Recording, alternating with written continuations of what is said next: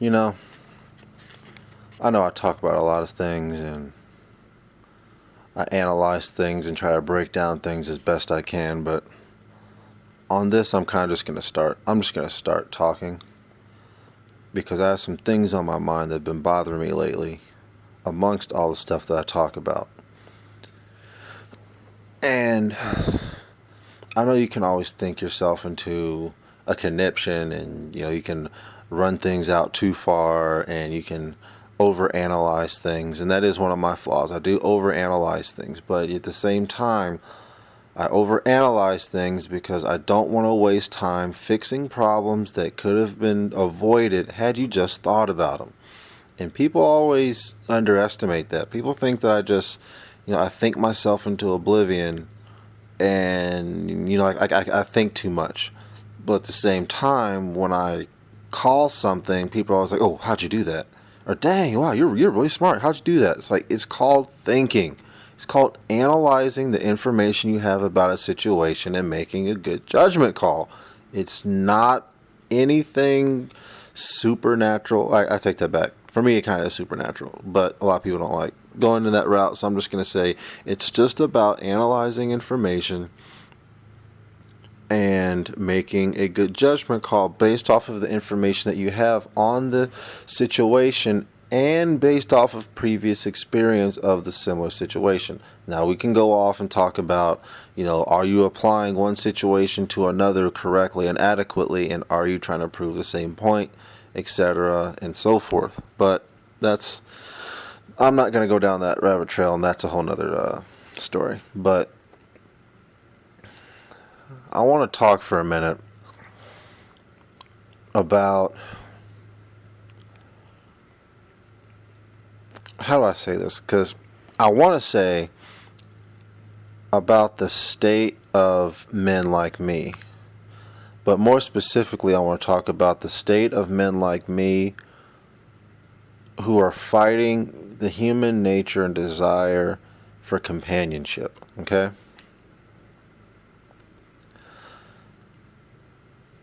Race aside, because that does have more to do with it than I know a lot of people want to admit. But again, I know my general audience, and I know who I'm speaking to, but at the same time I don't want to exclude anyone. So I'm going to speak to guys like me, race aside, okay? Here is the criteria for me to say that you're roughly in my position, okay?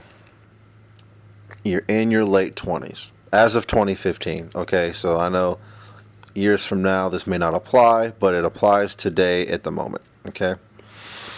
And today meaning the present time, not specifically today. But see, there I go, overthinking and analyzing stuff. But, okay, it's 2015. You're in your late 20s. You have a job, a full-time job, or you have a job that's close enough to paying all the bills that you need to get paid, and maybe you have some burger money, as one of my dad's friends says. It's like, just a little something to have in your pocket and you can walk around with, and okay? You've gone to college, you've done the right thing, you're college educated, you're out here working or trying to find work or more work. You should have already had a job by now, I'm not gonna lie. You're looking for a wife, not a girlfriend, not something for the weekend, not something for that night. You're actually looking for a lifelong companion. You aren't where you want to be in life completely, but you're on your way there, or you're still trying to nail down some things that you feel need to be nailed down before you can adequately progress on to the next stage of whatever it is that you're trying to do. Okay, you don't live with your parents. You're an adult. You're on your own. Okay. Now, your childhood looks something like this. You're not what normal people would consider wealthy, but you're also not poor or poverty level. When people say things like inner city, that doesn't apply to you. If they say suburbs, that may apply to you or it may not apply to you. If you live in like a subdivision or a higher end apartment complex, or if you're safely what people would call the middle class, you know, and you know who your birth father is, you know who your birth mother is, and they're still married and they both took care of you, okay? Now, if your parents are divorced, you have a stepfather and your mother, or you have a stepmother and your birth father.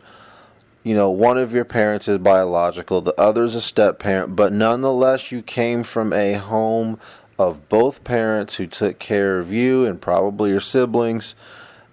And, not everything was perfect, which it can't be, but not everything was perfect, but you more or less came from an intact family. Now, your parents got along, they weren't constantly fighting. I mean, that is also included in what I mean by you came from a quote unquote intact family situation, okay?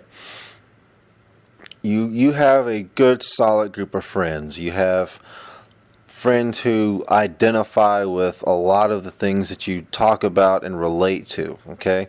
Now, it doesn't matter if you only have 3 or 4 friends or 15 or 20 friends, or if you only have one friend, but you have someone who's your age who can identify with a lot of stuff that you talk about or can relate to, okay?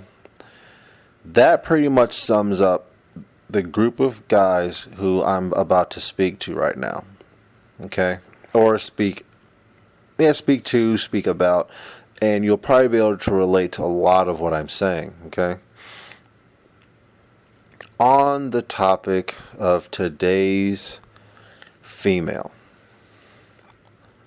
I don't know what, if we can do anything.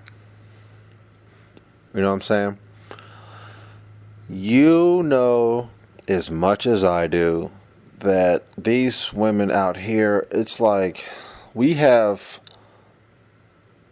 one of a few options. I was going to say 2 or 3, but I could probably come up with more. So I'm just going to start talking. First option is the woman who we were told we were going to be with. All right.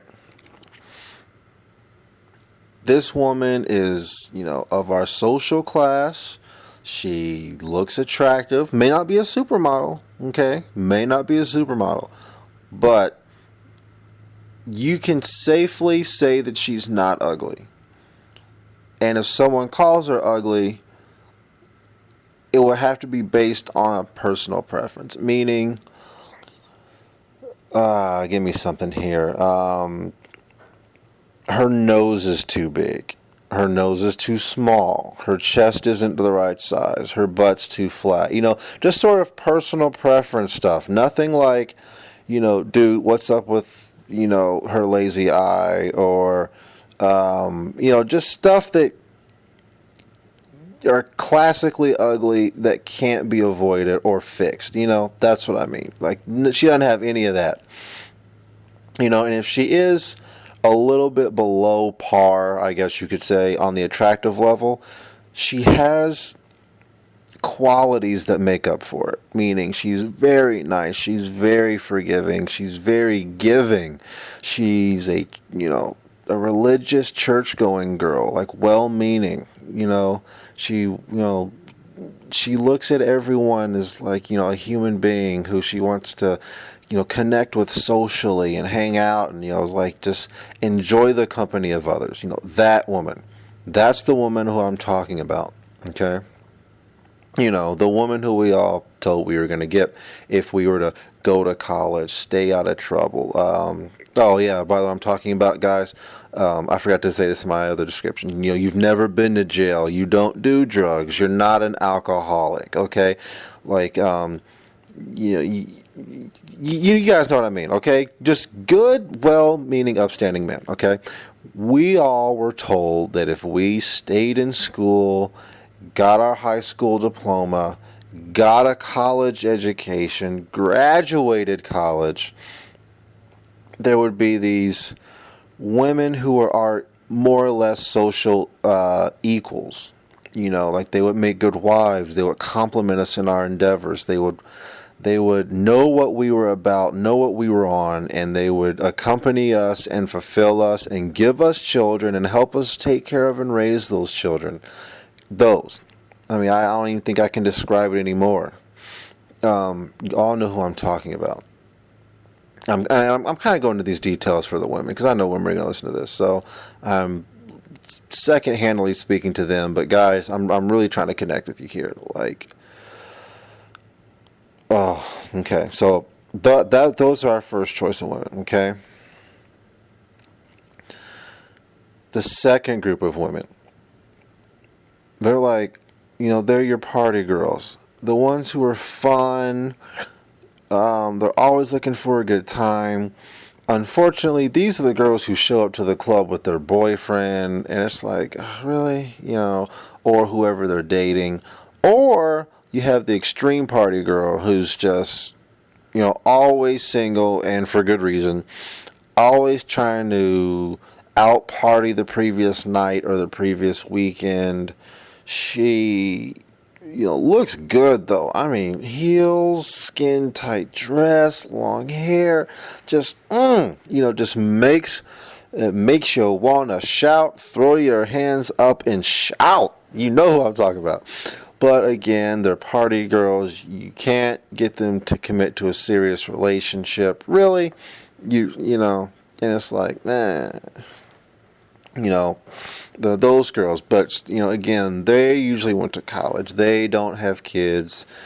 They're like, enjoying their youth and beauty and just living it up. Okay. Then we have the ugly chicks. Now, the ugly chicks are always, the ugly chicks who we would pay attention to and not make fun of. They're always just, the nicest women you will ever meet, ever. I mean, when you hear them talk, there's a little bit of insecurity because, they know no guys are really looking at them, but, they're always willing to lend a helping hand. They're always there when you need them. They're always there. And it's just like, if they weren't gross, and I hate to use that term, but this is a male place, okay? Let's call it what it is. If they weren't gross, they would easily be pick of the litter. If they weren't rough to look at, if you didn't think you'd be angry waking up to that face being at night, you know what I mean? You would be on it. And don't lie. They're the chicks who, you're in college, and this never happened to me, but I have seen this. You're in college, they walk out of your room early in the morning, and it's like, no, he wasn't with that. It's just like, I mean, she's nice, dog, but come on, bro, you can do better than that. Have a little self-respect. Those women, great girls, personality-wise, but just don't have their looks in order, and it's going to take a lot for them to get it in order. But nonetheless, and guys, who are chubby chasers, I'm talking about the women you love. We all love them too, personality-wise, but no one's going to be on them, okay? So, you guys are going to be on them, but you know what I mean, right? Okay. Now we go to the chicks with problems, okay? Now, I know some guys can be like, all chicks have problems. Yeah, I know, but I'm talking about the chicks who have problems that directly affect you. What I mean by that is, regardless as to how good she looks, this is the girl who has daddy issues, doesn't trust men. Maybe she's a victim of sexual molestation as a young girl. Like she looks good, so, it's one of those things of, it's unfortunate, but you can see how it can happen. It's just like, dag, I mean, only thing you can do is really pray for it, has kids, has, been with multiple men. I went the classy route with that. I was going to call her a name, but I'll just say has been with multiple men. And she's suffering the effects of having multiple sexual partners, okay? And not only reputation, but actual, like, mental, how do I say this? Her worldview of life and men is very skewed because of the amount of men she shared her body with, okay? There's that. And some guys will even classify that as the party girl, but no, that's not always the party girl. So, okay. Then there's the woman with kids. She falls into any of the previous categories and under any circumstance. She can be a good girl all the way up to the party girl. But the fact of the matter is she's a single mother. Now, it doesn't matter whether she's a mother of one or the mother of two or the mother of three or the mother of 4 or 5. She has children, okay?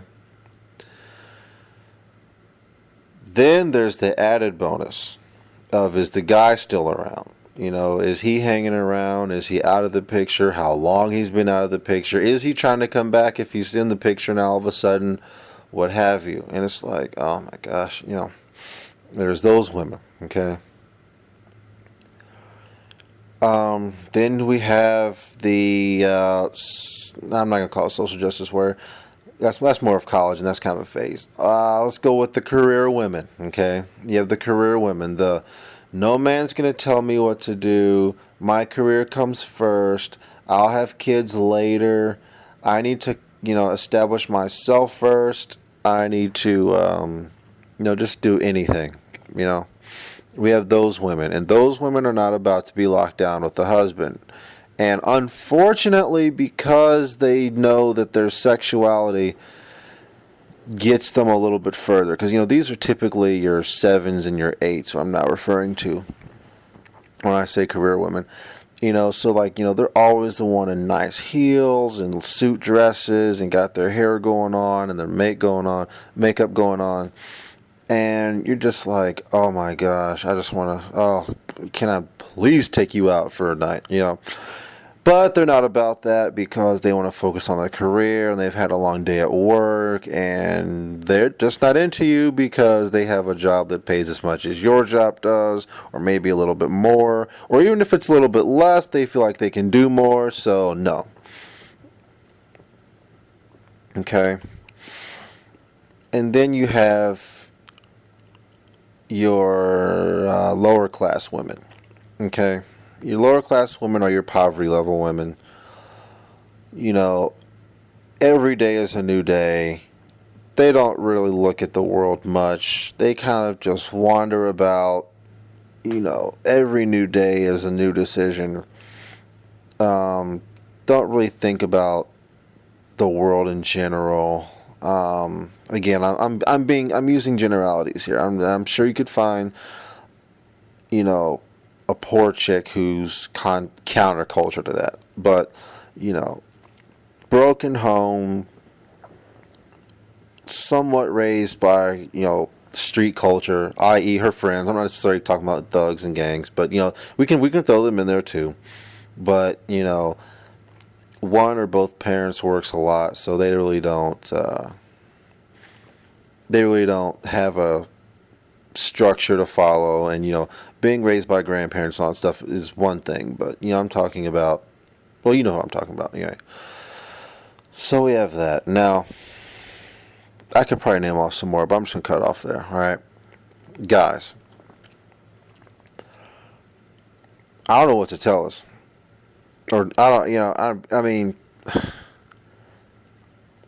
we all want that first girl I mentioned. And we see remnants of her amongst some of the other women who I mentioned. But when we talk to her, she just, like I said, like most of chicks who are like that are career women. And yeah, we have feminism to blame. But we're also at a time where, like, we have a generation of men now who've been raised by feminist women, so their outlook is like that of a female. So it's almost like what they what intelligence agencies know is blowback. Like, the intelligence you're getting now is now tarnished because of false information that you put out there. It's like, hey, we got intel that the enemy is going to be over the hill at at such and such time, but at the same time you falsified information to keep yourself undercover, so the enemy changed their plan, and now other people who work in your intelligence unit are getting that bad information and feeding it to you guys to make an intelligent decision as to what to move next to counter it. That's blowback. It's like your own information's detrimental to you. I'm probably sure I can use a better example, but that's what I'm going to go with. Okay.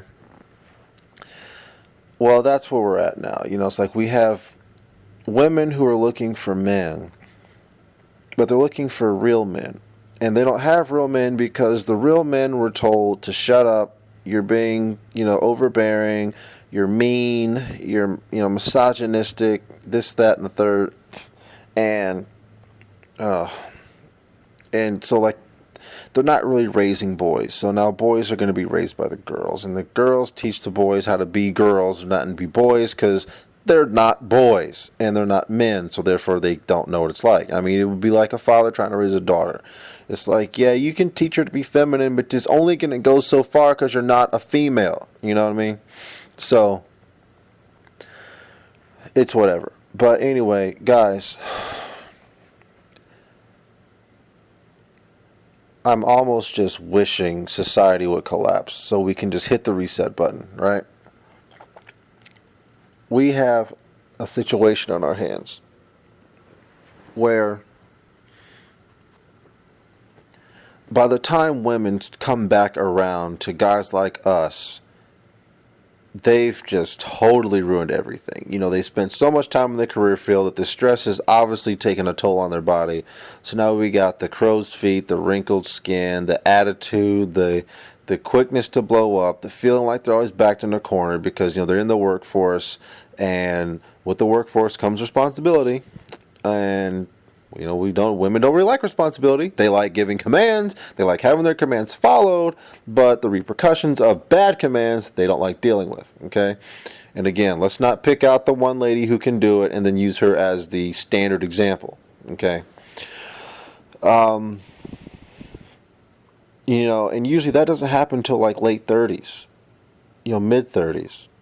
And that's already when, like the MGTOW guys, they call that the wall. Like you are no longer at the pinnacle of sexual desire. Like, age is showing itself, wear and tear is becoming apparent, and if you put on a lot of makeup to try to cover it, it just looks like you're slapping new paint on an old car. It's like, we can tell. What are you doing? No, we're gonna go for a current year model.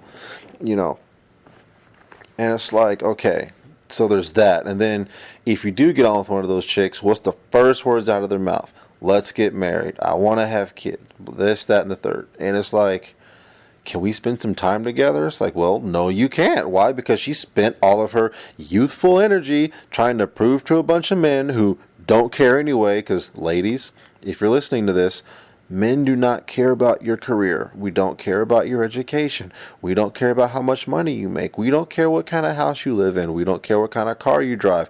All of that stuff is stuff that you want in a man. Men don't want that in women, and we don't care. Okay? So, please, get off of that. If you're one of those women who I mentioned, who is on that, like, oh, I want a house and I want to maybe we can do better. No, we don't care about that. We care about stuff that's feminine. We want to know, like, are you going to be a good wife? Are you going to be a good mother?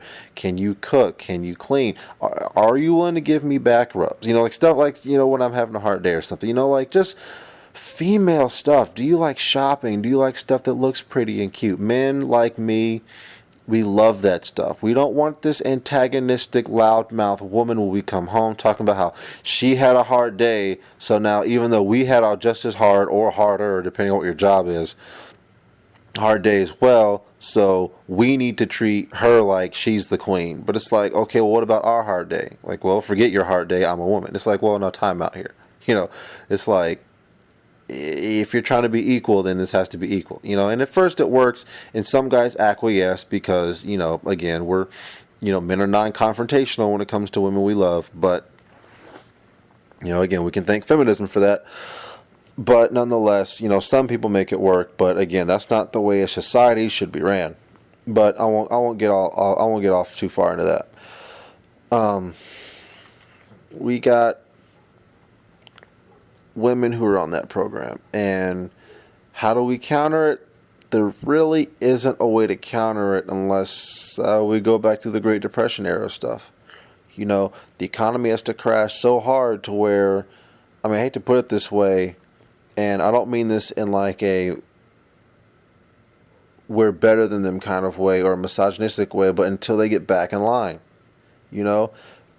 Again, we're going through another cycle. Like we saw the same stuff happening in the 1920s, the roaring 20s, the great 20s, when everyone was making money hand over fist through the stock market and the economy was booming. Women were, out there making money and killing it in the game, and they were smoking cigars and using foul language, which was that was their version of women being promiscuous now and working jobs. It's just women were rocking like we're just as good as the men, and we can stay out late and we can be crazy and we do whatever we want to do. Well, the same stuff women are on now. But when the economic crash came of 1929 and the Great Depression hit and actual work had to be done to fix it, what did women do? They magically shut up and got right back in line. Okay? They had no problem now with a man being the leader of the household, and she got to stay home and cook and take care of the kids.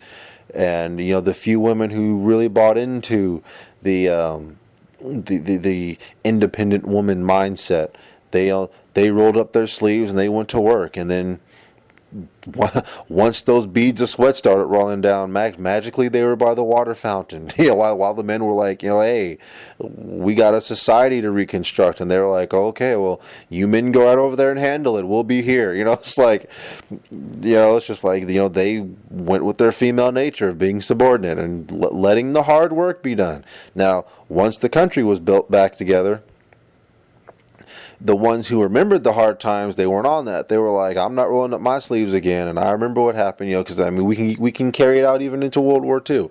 Once the men left and the women had to roll up their sleeves and go to work, it's just like, at first it was, yeah, look at us, we're women, we're killing out here, we're just like the men. And then a couple years into that war, when the men came back, the women were like, here, you can have the jobs back, But and some women still stayed jobs because but they're like, I want a job I can walk away from at any time. That's why they were secretaries and nurses and all these assistant jobs. It's because they could walk away and take care of their families, and men were okay with that because the men were there to provide for their own families. But again, you have to actually study the history. And I know there's probably gonna be a whole lot of comments there's gonna be a whole lot of comments in the comment section like, well, that's not how it was, and blah blah blah blah blah.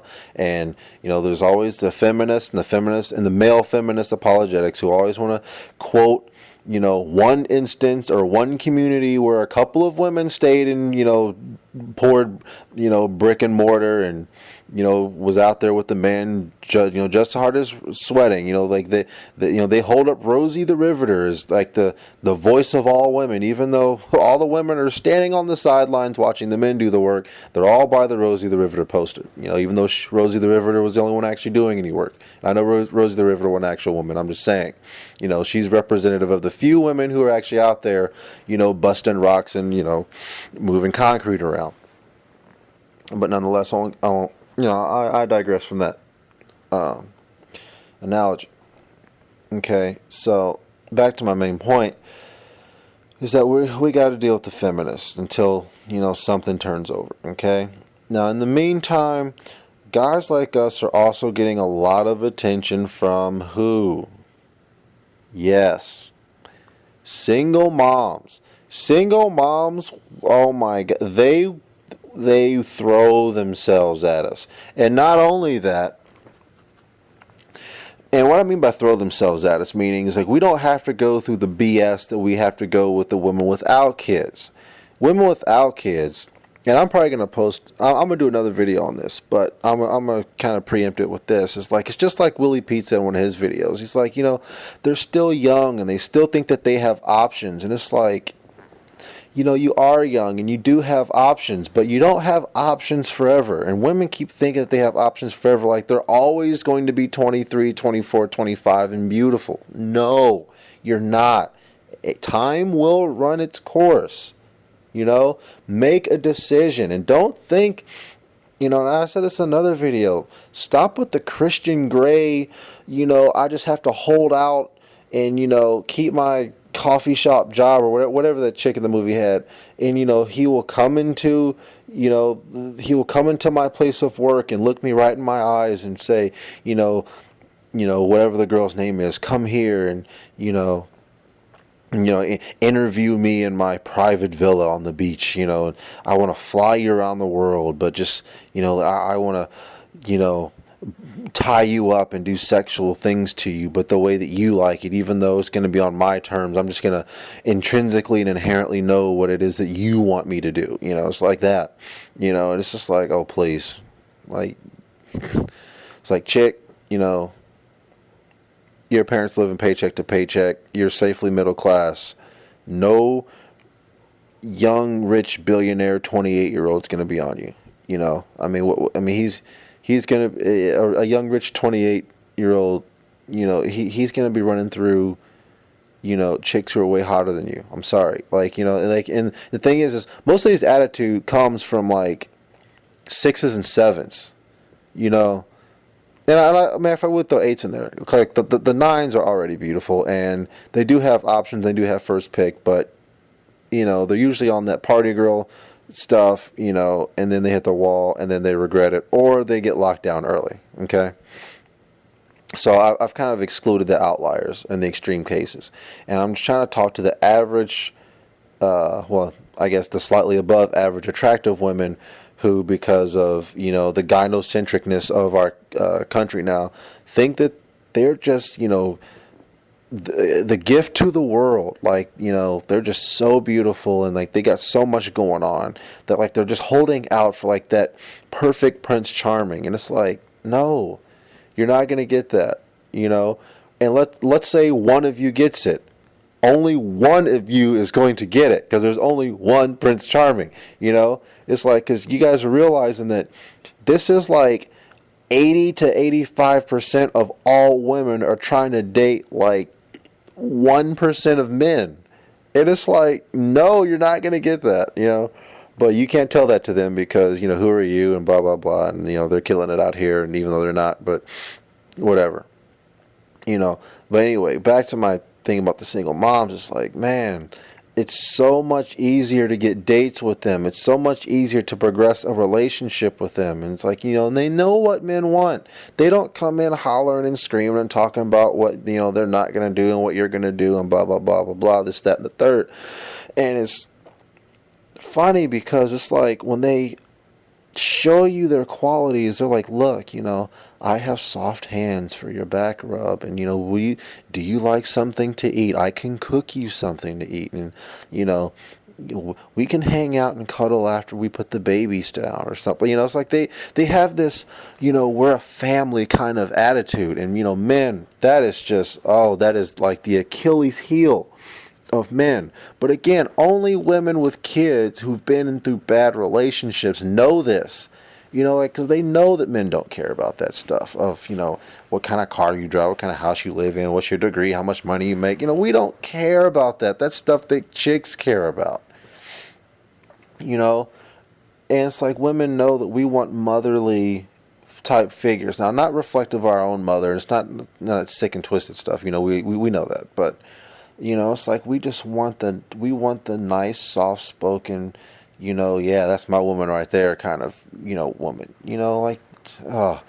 That's just what we want. And I gotta say, I don't think we're gonna get it. I mean, it's almost like, I hate to say it, but we're all like, if you're my age, we're pushing 30, and we're not old, we're not outdated, and yeah, men we keep our value longer than women because, as we get old, we're like wine, as Aaron, also co-writer on the Gen XY, put it. He's like, men are like wine. We get better with age because we're valued off of what resources we have and what we have access to. And the older we get, the more we acquire more of that. So we're more valuable, judged on that. While women aren't. Women are like milk. They spoil sooner because, they don't have a good shelf life. After a certain while, no one wants to be, stuck with an ugly chick who's, tired looking and ragged looking. And I don't mean ragged like in the sense of, dirty or run down. I mean like just sort of like, time has run its course. Like women get their value from men based off of how beautiful they are, how do you say, how like youthful. And I don't mean youthful like in a gross way. I mean youthful like, that kind of, like high school first crush kind of, young and vibrant and, makes you feel alive kind of woman. Like that's what men value women off of. But, you can't tell some of these young women that because they think that men judge women like women judge men. Like, oh, well, I have to have a career so he'll respect me. I have to make this much money. I gotta have this like, no, men don't do that. And when men do stuff like that, like, okay, gentlemen, if there's a lady in the room, tell her to listen. Pause this and have her listen real quick, okay? Ladies, men don't judge women like women judge men. We don't care how much stuff you have, okay? And when you sit here and say, well, I see guys sit there and compare their stuff to each other all the time. Yeah, that's just called a pissing match, okay? The only reason men are doing that is because we know that women will judge us off of that, and the better stuff that we have in comparison to those around us means that we're going to have first pick at the hottest chick in our available vicinity. Okay? So when you hear two guys talking about, oh, I got this car, another guy's like, well, I got that same car, but I got XM radio, and I got this on it, well, I got Bluetooth, and this, that, and the third. We're not comparing it because it's like oh, you're this great male. What it means is, I have more BS to tell women to get the hottest one than you do. You can't outdo me. So when a hot chick walks in here, I'm going to get her. And even if you talk to her first, once I start telling her all the stuff that I have, she's going to walk away from you. Like it's a pissing match. It's competition. We don't do it because it's, oh, he's so cool because he has this. No. Don't get it twisted. That's not what we're doing, okay? All right, thanks, guys. You can, ladies, thank you for your ear. You can go back to doing whatever you're doing. But anyway, fellas, I don't know what we're gonna do, man. We try. We're out here. We're trying to do our thing, but these women aren't. They don't want to get one. They don't want to get on our program. So I just don't even know. I just don't even know what we can do, if we can do anything.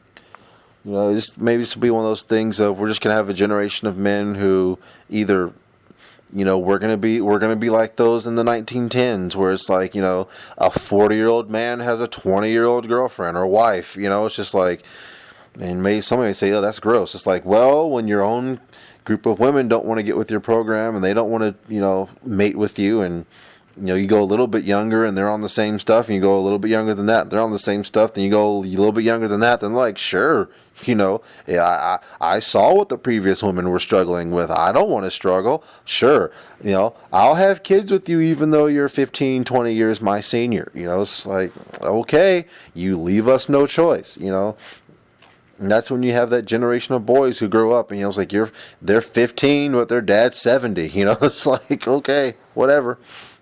But, again, women always make poor choices like that. They don't think things out. They think temporarily. It's sort of like I want to do this right now, so this is what I'm going to do. It's like, okay, but know that down the line, this screws you over. I don't care. I'll deal with that when I get to it. It's like, oh my gosh, you guys are going to ruin your future based off of fun that you think you're going to have now, and they will give you a resounding yes. And it's like, okay, there's nothing I can do, you know what I mean? But I don't know. I don't know what we can do because single mothers they want us. They want us bad, but they don't want us because we're good men. They want us for utility reasons. Like they don't want to fix the water heater. They don't want to have to trust the mechanic to fix their car. They they want stuff done around the house because like they're tired of coming home and having to take care of kids after a long day of work, and then this is broken, that has to be taken care of. Like they're tired, so they want a life partner to help out. They don't want you because you guys get along. They don't want us because, we're just these great guys. It's like, no. Like, and I gotta say, I've dated single mothers before, and one I actually did like. Oh my God, I did like her. And if it just wasn't for a couple of things, I probably would have locked her down. Not gonna lie, but it's like, man, are you kidding me? It's like the women who give you attention. Like, and I told Aaron that once. I was like, bro, whenever a girl hits on me, I automatically just assume she has children.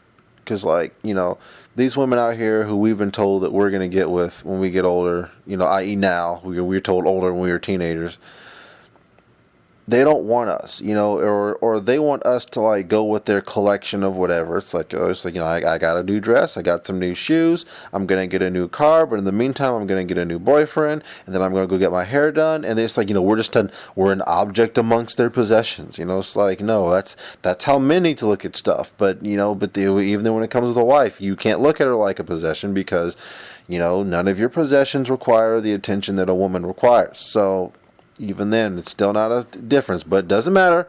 Women think that that's how we are, so they get in their head that they can just treat us like we're an object on the shelf. And then when they find out that no, men are a certain type of way, then they want to get mad and talk about men are dogs and misogynistic, whatever. And then they're single again, and then they're lonely. Then they go get with the douchebags, and the douchebags are usually guys who are well-meaning, like, again, with the exception of like your rogue male who just doesn't know his dad, raised by his mom, or vice versa, or just has all these internal issues, and so he just goes out there and I gotta say, lives life like a woman. Unfortunately, just goes out there and makes bad decision after bad decision.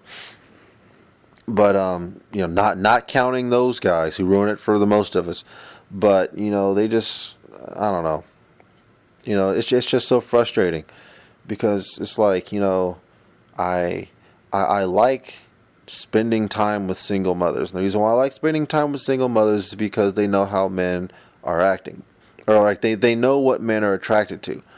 The downside to that is like I know they only want me to help out in their house, because once you start talking about deep conversations about family and community, they will nod their head all day long, but they always are shy to talk about what it is that they want. And what it is that they really want is they want you to be a utility, but they know they can't say that because that will scare you off. So they sit here and they say, "Oh yeah, I agree, and yeah, man's the leader of the house, and blah blah blah blah blah." But then the moment you start saying, "Okay, if I come into your house, we're doing this and we're doing that, and this is what's going to happen, and this is the rules of the house," and that's when you see the little devil horns come out of the top of their head. It's just like, oh no no no no no. And I understand from a perspective of, they've been holding it down. But the thing is, it's like when you have a man come in there, it's not like a partner on a video game. It's not like you're still in charge and now you just have help. No. When a man comes in, it's like, okay, if I'm going to take on these kids and I'm going to help bail you out of your situation, I'm going to run the ship. I'm going to be the captain. And that's going to be the final say on it. And that's what they don't want. They don't want that. They want to still call the shots. They want to still run it. It's like, no, that's not how this works. You're not going to come ask me to rescue you and bail you out and take all my resources to bail you out of your terrible situation or your unfortunate situation, whatever it may be, and you're still going to sit here and, boss, run the ship, boss people around. It's like, that's not going to happen. And it's against male nature for that to happen, because then it just becomes confrontational, and then that's when it goes off the rails. I've heard plenty of stories from single mothers who are dating around, and they're like, you're like, oh, I met this great guy and blah blah blah, and we get along so great and blah blah blah, and the next thing you know, it's like, yeah, he said he didn't care that I had kids, and he didn't. It's like, yes, because he assumed that you were gonna do what it is that you implied you were gonna do, in the sense of you were gonna let him lead, you were gonna let him be subordinate, but then once that actually came time to do that, he walked out the door because you wouldn't let him do it. And then it's just like, well, he was a jerk, and he said we were going to get married, and he said he was going to take care of us, and he just walked out, and this is why I don't like men, and blah, blah, blah, And it's just like, no, that's not why he left. He left because you said he could be the captain. And then when he went for the captain's hat, you snatched it away, put it on your head, and then you started barking commands and telling him to swab the poop deck. And it's like, no, that's not going to happen. But you can't tell them that, they'll be like, no, he's a jerk and blah, blah, blah, and I'm not, but whatever. So that pretty much just leaves us with, the girls who aren't about anything, don't know how to cook, don't know how to clean, don't know how to be women. They just wander the earth, which those are usually your poor chicks, usually, again, you can always find those that aren't, but good luck. And then that leaves with the party girl. Now, the party girl is even worse, because the party girl can go either way. The party girl can be the, she's just partying now, and then she's actually a good woman, or she's life is a lifelong party. It's like, oh, not that one, please. Please not that one. And, that's some dice you can roll. But, 9 times out of 10, you're not having a... Oh, excuse me, I got a little tired there. You're not going to have, that party chick who wants to, just, life's a party, and, she's not going to change her mind. There's one hot chick I know that from high school. Actually, I knew her before then, but, she's one of the most beautiful women I know personally. And, I'm not going to lie, because I've known her for such a while, she's a party girl, but I keep saying she isn't. I know deep down she is, but nonetheless, we have a mutual friend, and he's like, yeah, dude, she's a party girl. Like, dude, she's so gorgeous, but she's not locked down. Why? It's like every summer, it's like she's in some different location with her and her girlfriends, living it up and partying. And, like once she posted a picture of her taking a beer bong. It's like, chick, we're 27. Why are we still doing beer bongs? We're not old, but I'm not going to say what she was wearing, because, I don't know, it might give it away, but she's probably not going to listen to this, but still, it's just one of those things that's like, no, you're not doing a beer bong wearing that, and it's just like, oh my gosh, like that's the best this world's got to offer, it's like, in and trying to go for the reformed party girl, it's been years since I've seen Dr. Phil, but I remember I was watching a Dr. Phil episode back in high school, and this guy was like, she was fun and exciting, and she was a blonde, and, she made me feel alive. Now, I put a ring on it, now she's boring and doesn't want to do anything, this, that, and the other, and, through a whole lot of BS, Dr. Phil finally got to it, and it was like, basically she just admitted, I was only doing that to snag a man. I'm actually boring. And if I was, because she went back to her natural hair color, which was like, a dark brunette or maybe black hair. I can't remember at this point. This was like 2004, so it was like 11 years ago that I saw this. But nonetheless, it was like, even then watching, I was kind of like, dang, women really do that? But, I was kind of like, yeah, maybe it's just an extreme case. But, now that I'm actually out here, like, there's more women like that than I ever thought. It's like, yeah, they'll do stuff for a man, and then they'll flip the script real quick. And it's like, ooh, no, that ain't good, And then they get mad when we get mad. It's like, whoa, you lied to me. Like, pump your brakes, chick, But, yeah, it's deceptive, It's almost like, you got me sitting in this room right now, sort of like, am I ever going to get married? And it's like, because on one hand, it's like I'm stuck in like a choice of, well, you can choose a poor woman, or, and I mean poor like poor quality. I don't mean poor like financially poor. I mean, like you can choose a poor. I'll say bad. You can choose a bad woman, or you can choose a worst woman. Which one do you want? It's like, well, I want a good woman. Like that's not an option. You know, it's like you're not gonna get that. You know, the good women have kids right now. You know, when their husbands are at work. You know, it's like though that's where the good women are. It's like, all right, but I only know a few of them. Exactly, and it's just like, oh man, are you serious? I was told I was gonna live this great, you know, or at least decent life. You know, if I did all these things, and not only did I've done it, I even added some more onto it and excelled at that. And it's just like, no, you don't get that, you know. And and you guys know I'm black, you know. And even then, in black it's worse because it's like, you know, to kind of reference some Willie Pete stuff here, you know, it's like, you know, our community's broke. Our community's been broken. You know, we've been destroyed, and I won't go into all the reasons why, but it's pretty apparent. You know, so we have, you know, the tokens, which, you know, I've talked about that. You know, the token life, and it's just messed up. You know, it's like even if guys like me, black men like me, or men who are a minority who come from good established homes, who for whatever reason feel as though we have to kind of hop the fence to a different race for whatever reason, whether it be, you know, social reasons, economic reasons, whatever, you know. Now in the black community it's called self-hate and Uncle Tom and all that stuff. Yeah, whatever, you know, say what you want to say. Nonetheless, our ship is sinking. But that's also a funny thing. I know a lot of Hispanics and Asians and Indians and everybody else, they don't really hop the fence. But you know, again, like Willie Pete says, well, they come from intact patriarchal communities, and they haven't been routinely attacked by the majority race. So you know, they have a reason not to hop the fence because, you know, their women are still quality women amongst their culture. You know, while ours are the only ones who are, you know, at a mass level, you know, kind of belligerent and don't know what to do. But that's because the men are, you know, disenfranchised and kept out and you can't make a structure of anything. So likewise, you destroy the men, the women are going to follow because the women don't build and maintain infrastructure. But whatever. Not to tangent too much on that, but, you know, it's almost like, well, you know, I see the implementations that destroy the black community but put on the white community. So, you know, a lot of white guys are actually struggling too. You know, I hear you. I hear you. Trust me, I hear you.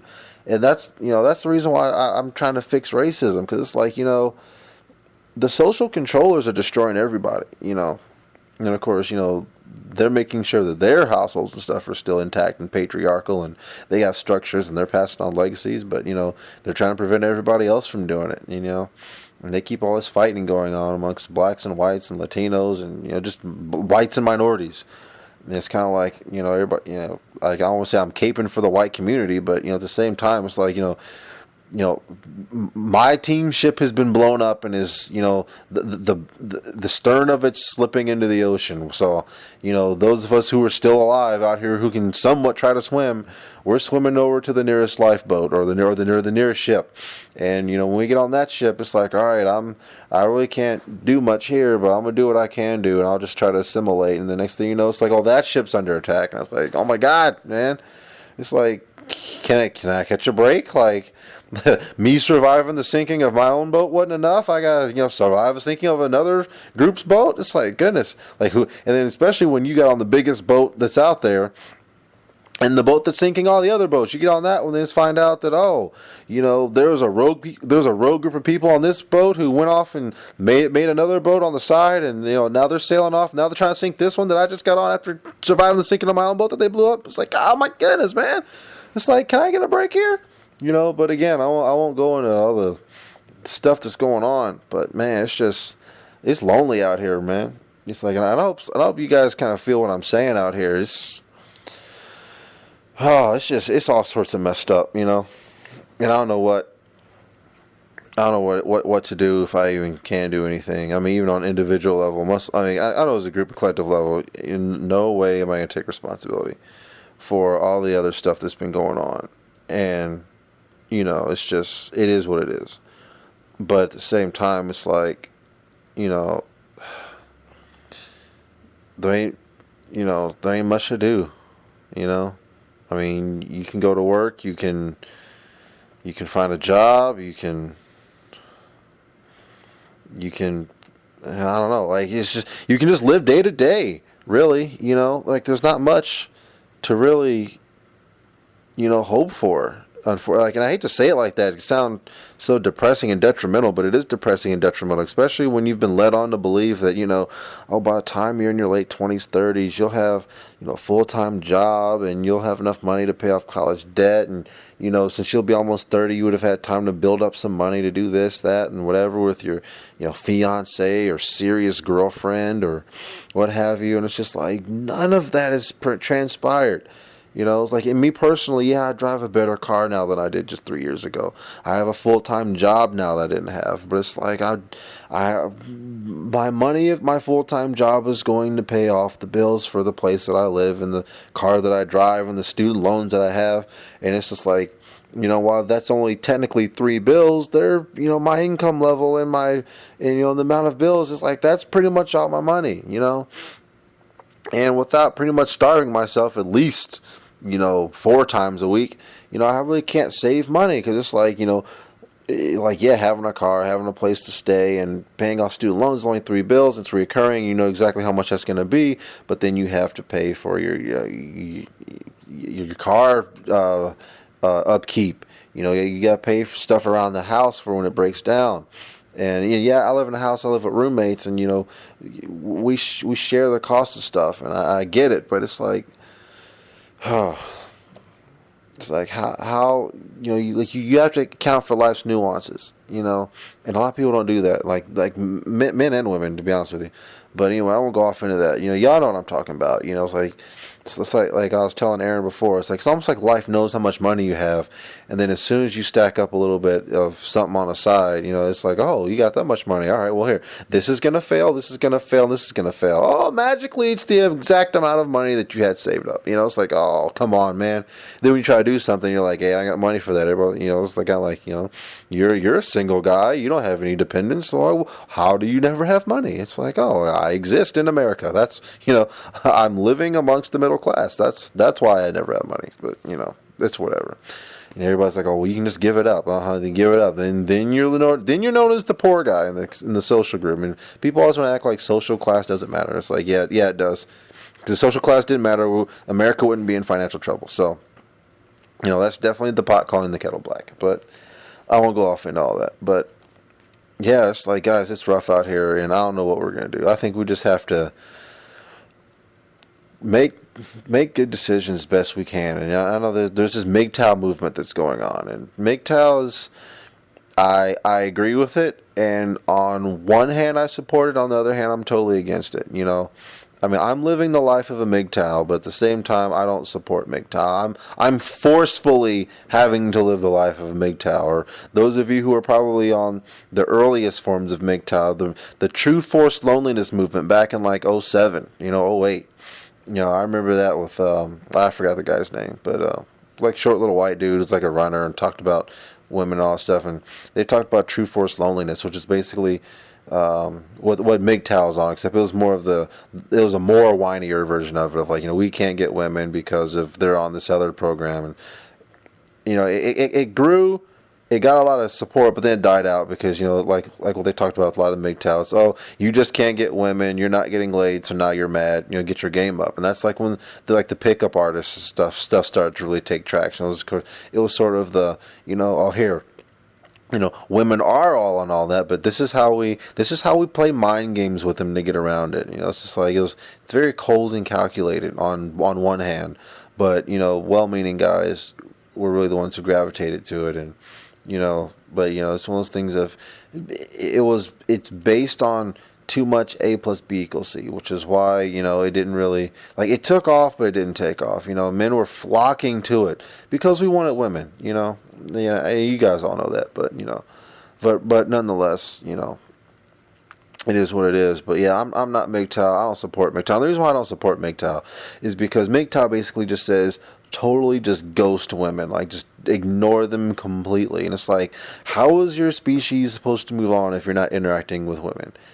And let's say that you do find the no walt, to use the language of the MGTOW community, the not all women are like that woman. How are you going to interact with her if you don't talk to women and you don't know how she kind of thinks? And yeah, not all women are like that. So she thinks kind of more like a guy. It's like, no, she doesn't. She's still a woman. She's still a woman. There's some stuff that she may get because she's a no-walt, but she's still a chick. She's still going to be like, that doesn't make any sense. And you're still going to have your argument. And you're still going to have to fight. So that's unrealistic, all right? But, whatever. Again, see, the MGTOWs, some of them are so butthurt. The MGTOWs who are like my age, like late 20s to mid 20s to late or to mid 30s. It's like y'all gotta think that all the way out. Y'all just can't be like, yeah, you need to stop it. It's like a whiny way of going stuff. And I listen to Sandman on YouTube. And Sandman has a lot of good information, but man, he's such a whiny little girl. He's like, dude. He's like, it's like, they just want to take my resources, and I do this. Follow me on Facebook and like me on Twitter to get tomorrow's video today. It's like this whiny little... It's like, dude, no wonder you don't get chicks. No wonder you have female problems. You act like a daggone female, But anyway, I won't get off on the Sandman, but... Again, he and some other MGTOWs raise a lot of good points, and they say a lot of factual stuff, but... Like, their answer to it is just like, dude, no. Just tell them no. It's like, but then they'll walk away. It's like, okay, let them walk away. Daggone, man, have some balls. That's why they leaving anyway, because you don't have any. It's like, oh goodness. But anyway, y'all, I don't know what we're gonna do. I don't know. We just gotta, hopefully get our stuff together and do what we gotta do. But anyway, this video has been long enough, so that's my video. John from the Gen XY. See you later.